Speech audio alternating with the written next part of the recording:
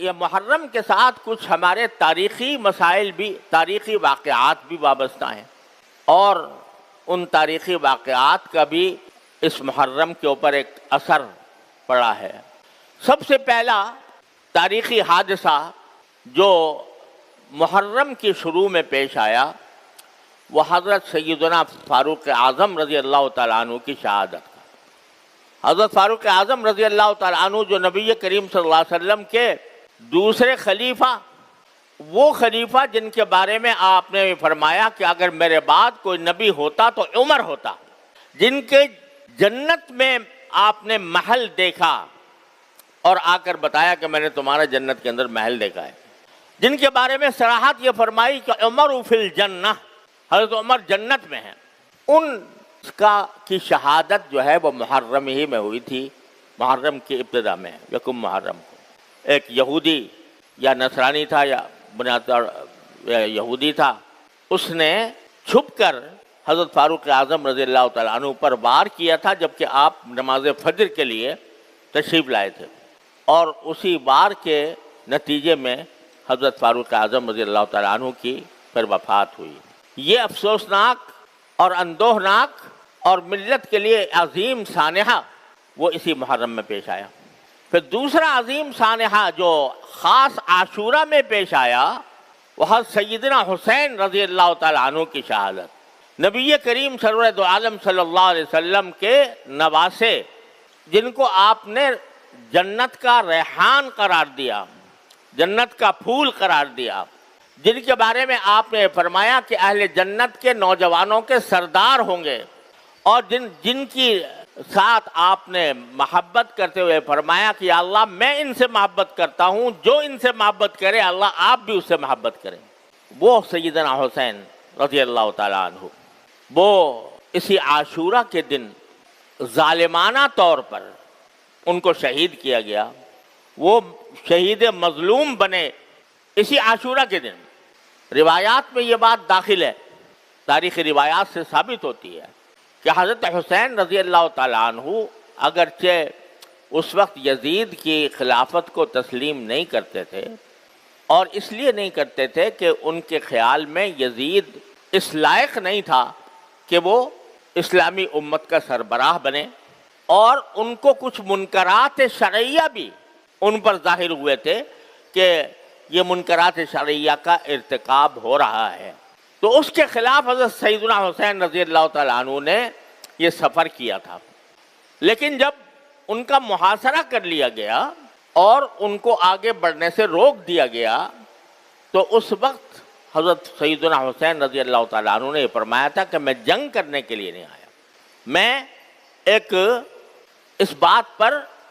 احتجاج کرنے کے لیے آیا ہوں کہ ایک ناجائز حکمران کو حکمران بنا لیا گیا۔ لیکن یہ بھی شریعت کا چونکہ حکم ہے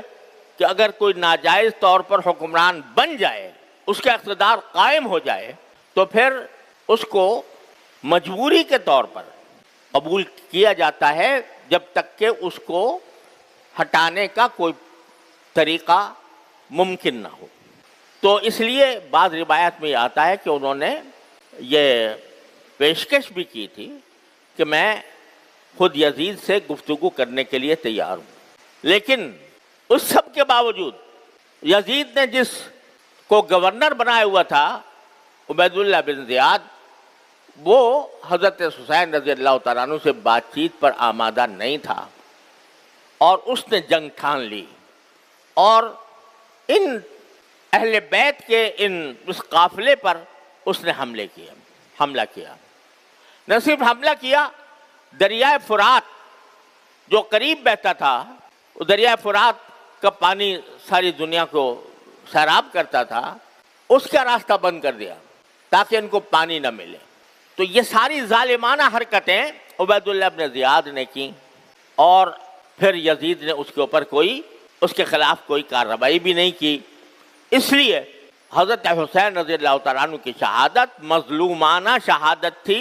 ان کے خلاف جو کارروائی تھی وہ ظالمانہ کارروائی تھی، اور اس ظالمانہ کارروائی کی وجہ سے حضرت حسین رضی اللہ تعالیٰ عنہ کی شہادت کا وہ المناک سانحہ پیش آیا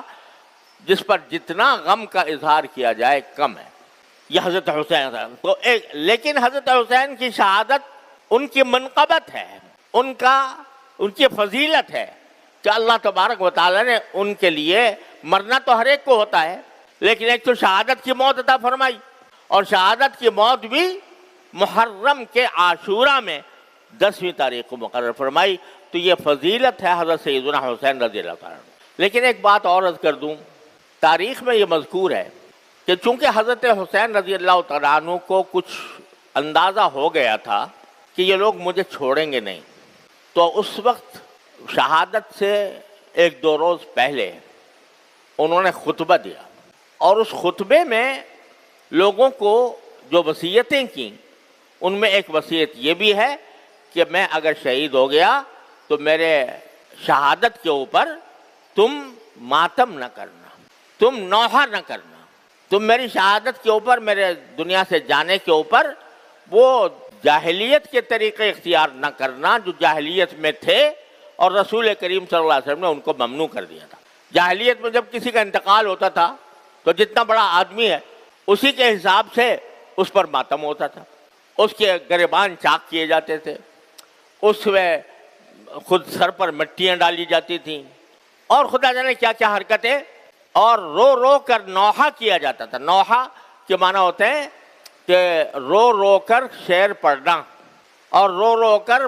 مرحوم کے فضائل و مناقب بیان کرنا، یہ نوحہ ہے۔ اور نبی کریم صلی اللہ علیہ وسلم نے جاہلیت کی جن رسموں کو آپ نے مٹایا، ان میں ایک بہت بڑی رسم نوحہ کی آپ نے مٹائی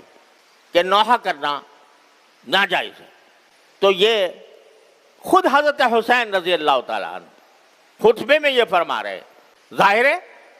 کہ نواسے تھے رسول کریم صلی اللہ علیہ وسلم کے، آپ کے جگر گوشے تھے، آپ کی تعلیمات سے کیسے ذرہ برابر وہ انحراف فرما سکتے تھے؟